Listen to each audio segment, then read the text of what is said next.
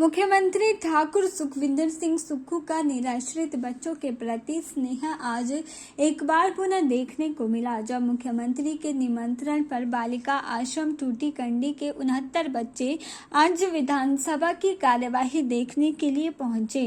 इन बच्चों ने पहली बार विधानसभा में प्रश्नकाल की कार्यवाही देखी। विधानसभा की कार्यवाही देखने पहुंचे बच्चे बहुत खुश व उत्साहित नजर आए। बाद में इन बच्चों ने मुख्यमंत्री ठाकुर सुखविंदर सिंह सुक्खू के साथ दोपहर भोजन का भी आनंद लिया।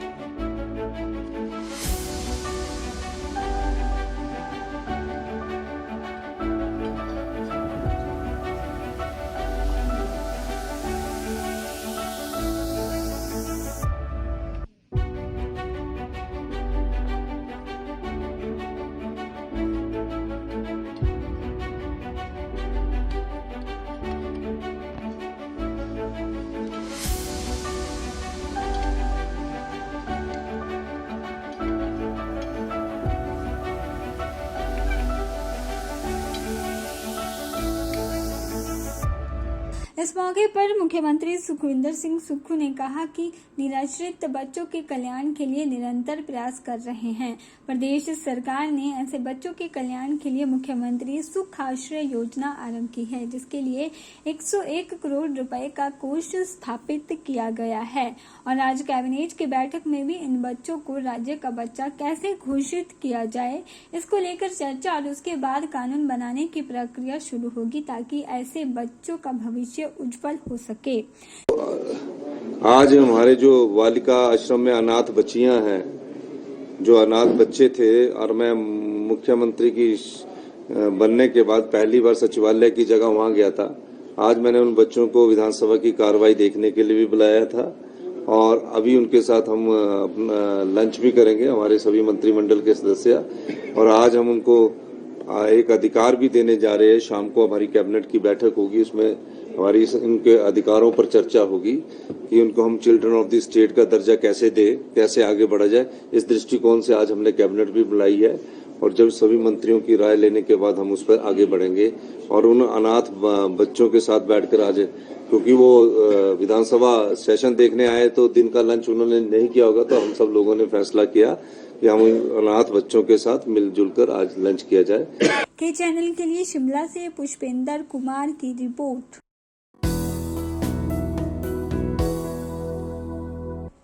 13 अप्रैल तक मंडी जिला में टीबी मुक्त अभियान चलाया गया है, जिसमें आशा वर्कर और स्वास्थ्य कार्यकर्ता घर घर जाकर लोगों को इस बीमारी के प्रति जागरूक करेंगे।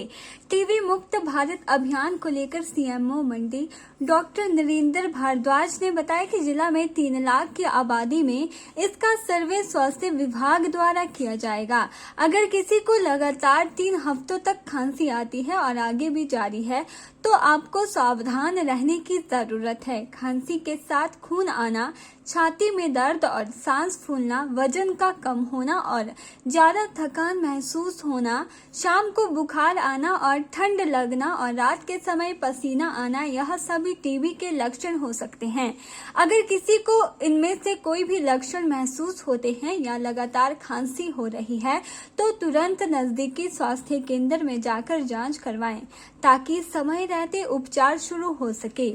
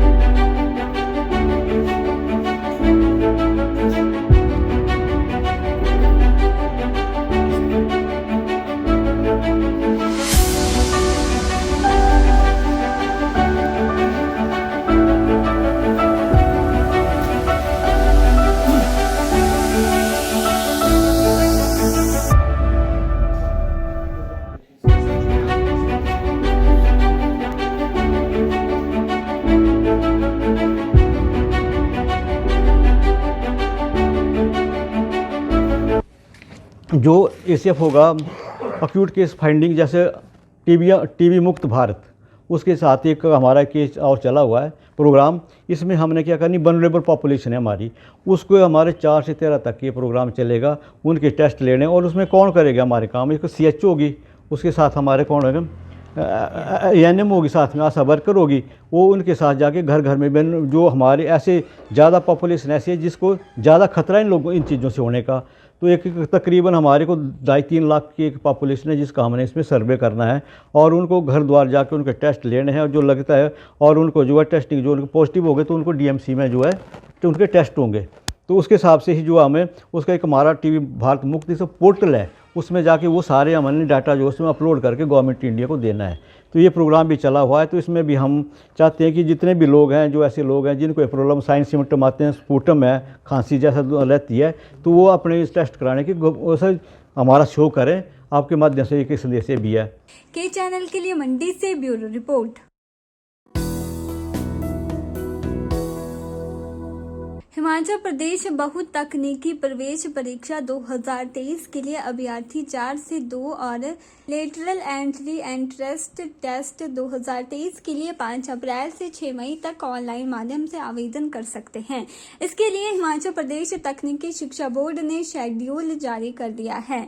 मई माह से होने वाली इस प्रवेश परीक्षा के लिए अभ्यर्थियों को ऑनलाइन माध्यम से आवेदन करना होगा। हिमाचल प्रदेश तकनीकी शिक्षा बोर्ड के सचिव RK शर्मा ने बताया कि तकनीकी बोर्ड बहुतकनीकी प्रवेश परीक्षा का संचालन 21 मई को सुबह 10 से 1 बजे और लेटरल एंट्री एंट्रेंस टेस्ट का संचालन 28 मई को सुबह 10 से दोपहर 12 बजे तक आयोजित होगा। उन्होंने बताया कि प्रवेश परीक्षा में भाग लेने के लिए पैट 2023 के लिए ऑनलाइन माध्यम से फॉर्म 4 अप्रैल से 2 मई तक भरे जाएंगे।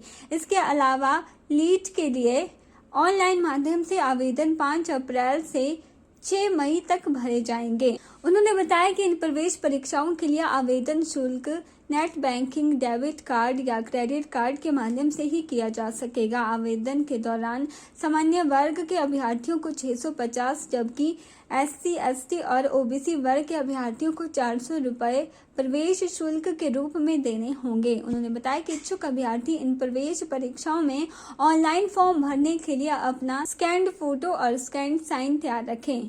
उन्होंने अभ्यर्थियों की सुविधा के लिए राज्य के विभिन्न सरकारी बहुतकनीकी संस्थानों और औद्योगिक प्रशिक्षण संस्थानों में सुविधा सेंटर बनाए गए हैं। अभ्यर्थी इन केंद्रों पर जाकर ऑनलाइन माध्यम से फॉर्म भर सकते हैं। उन्होंने बताया कि इन प्रवेश परीक्षाओं से संबंधित किसी भी प्रकार की जानकारी के लिए छात्र या उनके अभिभावक बोर्ड कार्यालय में संपर्क कर सकते हैं।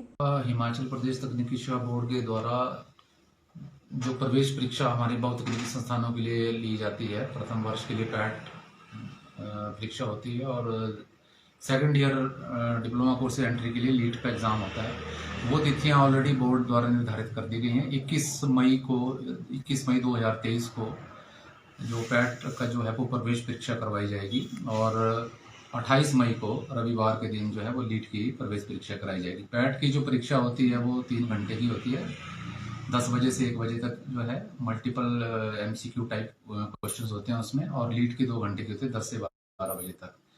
और हिमाचल प्रदेश तकनीकी शिक्षा बोर्ड द्वारा इस परीक्षा हेतु जो ऑनलाइन एप्लीकेशन फॉर्म है, पैट का फॉर्म आज से लाइव कर दिया गया है, और लेटरल एंट्री एग्ज़ाम हेतु जो ऑनलाइन एप्लीकेशन फॉर्म है वो 5 तारीख से, यानी कि कल से, वो जो हमारा तकनीकी शिक्षा बोर्ड का जो पोर्टल है ऑनलाइन एडमिशन का, उसमें वो लाइव कर दिया जाएगा, अपलोड कर वहाँ से। तो जितने भी इच्छुक विद्यार्थी हैं प्रदेश भर में या प्रदेश के बाहर भी, जो बहुतकनीकी संस्थानों में प्रवेश लेना चाहते हैं, वो एंट्रेंस एग्जाम के हेतु ऑनलाइन एप्लीकेशन फॉर्म जो है, एप्लीकेशन मोबाइल कंपेटिबल है, घर बैठे ही अब बच्चा जो है, छात्र छात्राएं जो है वो फॉर्म को भर सकते हैं। और जो पैट की जो ऑनलाइन एप्लीकेशन फॉर्म्स की जो तिथि हैं वो निर्धारित कर दी गई हैं। तो पैट का आज से लेकर और 2 मई तक जो है वो इच्छुक जो छात्र छात्राएं हैं वो इस फॉर्म को ऑनलाइन भर सकते हैं। इसी तरह लेटर एंट्री के लिए जो है प्रवेश परीक्षा होगी, उसके लिए भी जो ऑनलाइन एप्लीकेशन फॉर्म है वो 5 अप्रैल से लेकर और 6 मई तक जो है वो फॉर्म बच्चे भर सकते हैं। तो जो हमारे सामान्य श्रेणी के जो बच्चे हैं उनके लिए जो फॉर्म की जो फी है वो 650 रुपये निर्धारित की गई है, और जो reserve category SC ST OBC category से संबंधित जो छात्र छात्राएं होंगे उनके लिए 400 रुपये शुल्क निर्धारित किया गया है। के चैनल के लिए धर्मशाला से ब्यूरो रिपोर्ट।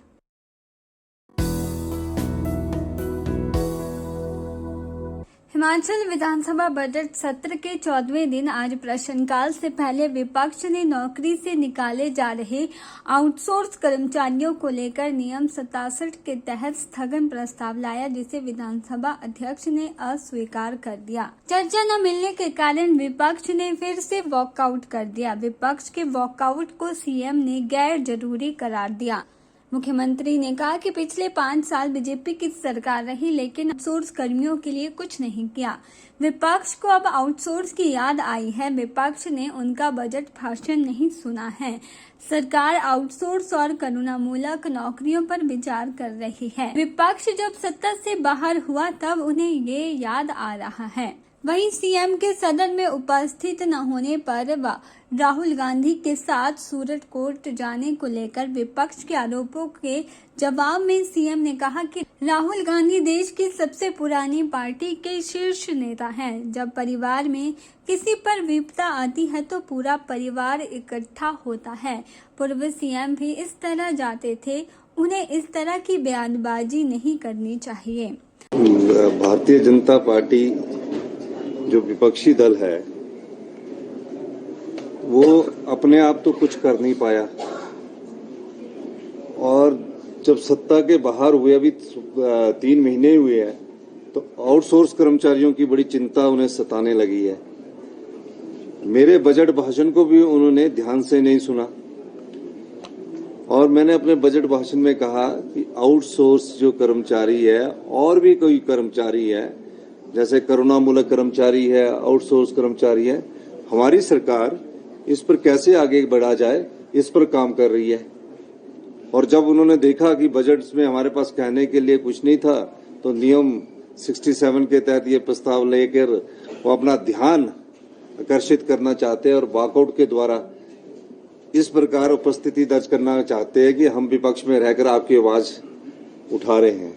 जब सत्ता में थे तब तो किया कुछ नहीं, और अब सिर्फ उपस्थिति दर्ज करने के लिए वॉकआउट किया जाता है, ये मेरा मानना है। देखिए, हमारे कांग्रेस पार्टी हिंदुस्तान की सबसे बड़ी विपक्षी पार्टी है, मुख्य विपक्षी पार्टी है, और मुख्य विपक्षी पार्टी के सबसे बड़े नेता राहुल गांधी जी है। अब राहुल गांधी जी जब परिवार में कोई बात होती है तो परिवार के सभी सदस्य इकट्ठे होकर उस समस्या से निपटना चाहते हैं। अगर हम एक दिन के लिए चले गए तो पूर्व मुख्यमंत्री जी को यह ध्यान में रखना चाहिए कि ये चीजें आने वाले समय में आप भी पहले पीछे जाते रहे हैं, तो इस चीज को ये राजनीतिक मुद्दा नहीं है। और निश्चित तौर पर मैं कल सूरत में था, और हमें आगे भी जब उनके हमारी जरूरत होगी उनको, हम उनके साथ पूरी कांग्रेस पार्टी, अभी तो मैं गया हूँ, उसके बाद पूरा मंत्रिमंडल भी जाएगा और सारे विधायक भी जा सकेंगे। वहीं आज सदन में नशे को लेकर मुख्यमंत्री द्वारा संकल्प लाया गया, जिसमें नशा तस्करों पर नकेल कसने के लिए कानून को सख्त करने का प्रस्ताव रखा गया। फिलहाल इस प्रस्ताव को गृह मंत्रालय की स्वीकृति के लिए भेजा जाएगा, और इसको लेकर मुख्यमंत्री सुखविंदर सिंह सुक्खू की गृह मंत्री अमित शाह से बातचीत भी हुई। बढ़ते नशे पर रोक लगाने के मकसद से कानून को सख्त करने के लिए सरकार ने यह संकल्प लिया है। गृह मंत्री अमित शाह जी से बात हुई थी, और माननीय गृह मंत्री जी से मैंने अनुरोध भी किया था कि हिमाचल प्रदेश में जो नशे के सौदागर है उनके खिलाफ हमें कड़ी कार्रवाई करने की अनुमति प्रदान की जाए, क्योंकि जो एक्ट है उसमें सेंटर एक्ट है, उसका प्रोविजन का अगर कोई बदलाव करना होगा या इंसर्ट करना होगा तो वो सिर्फ केंद्र सरकार ही कर सकती है। इसलिए हमने वो संकल्प लाया है, और निश्चित तौर पर हमारे संकल्प पर भारत की केंद्रीय सरकार उस पर गौर करेगी, और मैं इस बारे में माननीय गृह मंत्री अमित शाह जी से भी मिलूंगा। हम इस मामले पर एक मीटिंग कर चुके हैं, और रिहेबिलिटेशन डी एडिक्शन सेंटर बनाने के लिए भी बातचीत कर चुके हैं। अब देखते हैं आने वाले समय में किस दिशा में आगे बढ़ते हैं। के चैनल के लिए शिमला से पुष्पेंद्र कुमार की रिपोर्ट।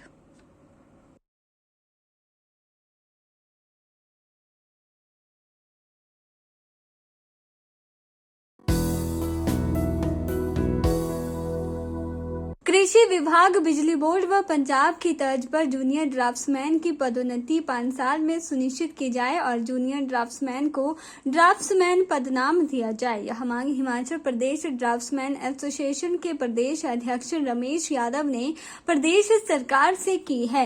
उन्होंने विधानसभा में जल शक्ति विभाग में रिक्त पड़े पदों का मामला कैबिनेट में ले जाने का आश्वासन देने के लिए उप मुख्यमंत्री मुकेश अग्निहोत्री का आभार प्रकट किया है। उन्होंने मुख्यमंत्री सुखविंदर सिंह सुक्खू, उप मुख्यमंत्री मुकेश अग्निहोत्री और लोक निर्माण मंत्री विक्रमादित्य सिंह से जल शक्ति विभाग के साथ साथ लोक निर्माण विभाग, बिजली बोर्ड, वन विभाग, कृषि विभाग, DRDA, town and country planning, housing board व पंचायती राज विभाग सहित विभिन्न विभागों में रिक्त पड़े JDM के पदों को शीघ्र भरने और JDM से ड्राफ्ट्समैन की पदोन्नति के लिए लगाई गई बार को कृषि विभाग, बिजली बोर्ड और पंजाब की तर्ज पर अनुबंध काल सहित 5 वर्ष करने की मांग उठाई है, जिसके लिए उन्होंने सरकार से प्रदेश में ड्राफ्ट्समैन कैडर के लिए कॉमन R&P रूल बनाने की अपील की है। उन्होंने कहा कि 7 साल की बार तर्क संगत नहीं है, क्योंकि लोक निर्माण विभाग में 12 से 7 साल होने पर 21 JDM की पदोन्नति होने के बावजूद वर्तमान समय लोक निर्माण विभाग में 184 में से 154 पद अभी भी ड्राफ्ट्समैन के रिक्त पड़े हुए हैं।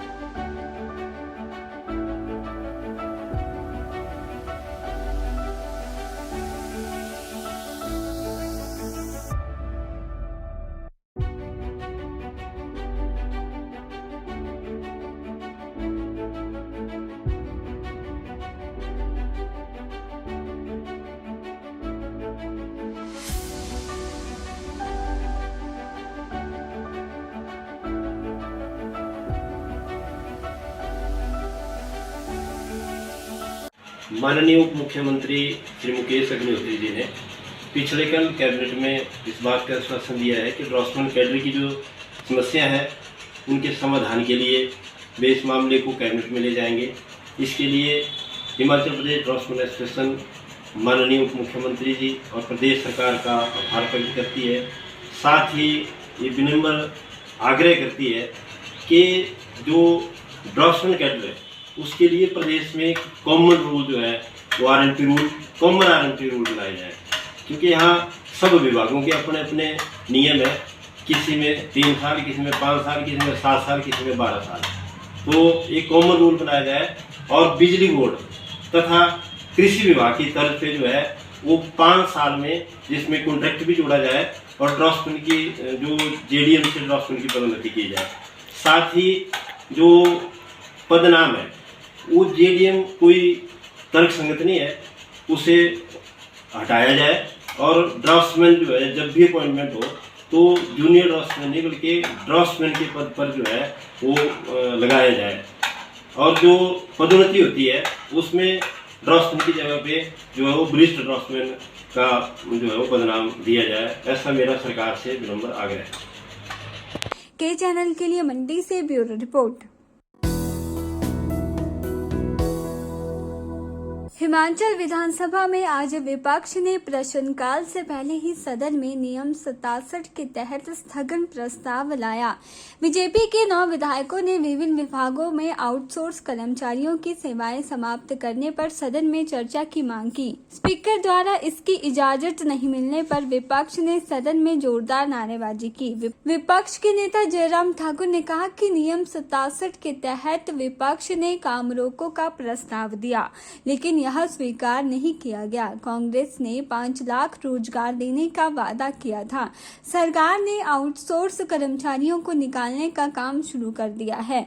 कोविड काल में सेवाएं दे रहे आउटसोर्स कर्मचारियों को हटाया जा रहा है। जब सवाल पूछे जा रहे हैं तो सरकार इसका उत्तर देने में असमर्थ है। राजनीतिक मकसद से फैसले लिए जा रहे हैं। सीएम सदन में नहीं है। मुख्यमंत्री संवैधानिक व्यवस्था के विरुद्ध अपने राष्ट्रीय नेता की जमानत के लिए गुजरात गए हुए हैं। विपक्ष यह बर्दाश्त करने वाला नहीं है। पिछले 2 दिनों से मुख्यमंत्री महोदय जी हाउस में नहीं है और बजट सत्र आजकल चल रहा है। आज जो नियम 67 के अंतर्गत हमने भारतीय जनता पार्टी के हमारे माननीय 9 सदस्यों ने काम रोको प्रस्ताव लाया था और उसकी वजह ये थी कि हिमाचल प्रदेश में कांग्रेस पार्टी ने वादा किया था 5 लाख बेरोजगारों को रोजगार देंगे, नौकरी देंगे।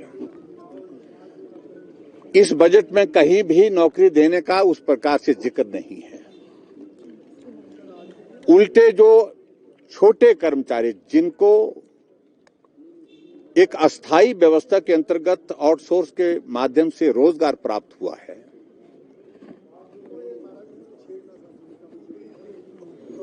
उनको निकालने की प्रक्रिया शुरू कर दी। हजारों की संख्या में हिमाचल प्रदेश में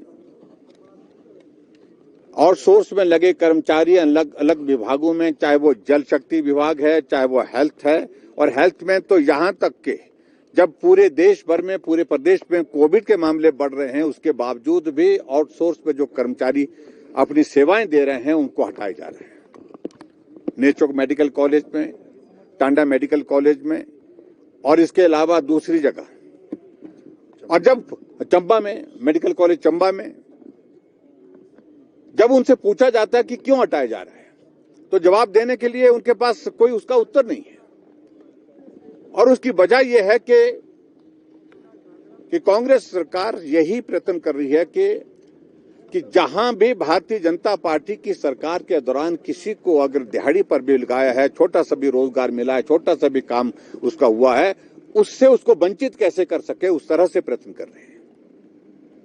हम इस बात से सहमत हैं कि जो हमारे आउटसोर्स में कर्मचारी लगे हैं उनको नीति के अंतर्गत उनको स्थायी करने में कठिनाई है, टेक्निकल इश्यूज हैं उसमें। लेकिन हमारी सरकार ने कमेटी बनाई थी और कमेटी बना करके ये तय किया था कि हिमाचल प्रदेश में जितने भी आउटसोर्स में कर्मचारी लगे हैं उनके लिए हम कॉर्पोरेशन बनाएंगे हरियाणा की तर्ज पर। और उसके साथ एक कमिटमेंट, ऑनेस्ट कमिटमेंट हमने की थी, और वो कमिटमेंट ये की थी कि हम हिमाचल प्रदेश में जो आउटसोर्स में लगे कर्मचारी उनको जहां वो लगे हैं वो यथावत चलते रहेंगे, काम करते रहेंगे। अगर किसी का कॉन्ट्रैक्ट भी अगर पूरा हो जाता है, कंप्लीट हो जाता है, तो उसको रिन्यू करने का प्रावधान करेंगे, लेकिन उनको नौकरी से नहीं हटाएंगे, उनको रोजगार से वंचित नहीं करेंगे। लेकिन वर्तमान सरकार ने बहुत जल्दी 3 महीने के कार्यकाल में बड़ी संख्या में जो आउटसोर्स में कर्मचारी लगे हैं उनको हटाने की प्रक्रिया शुरू कर दी है। के चैनल के लिए शिमला से पुष्पेंद्र कुमार की रिपोर्ट।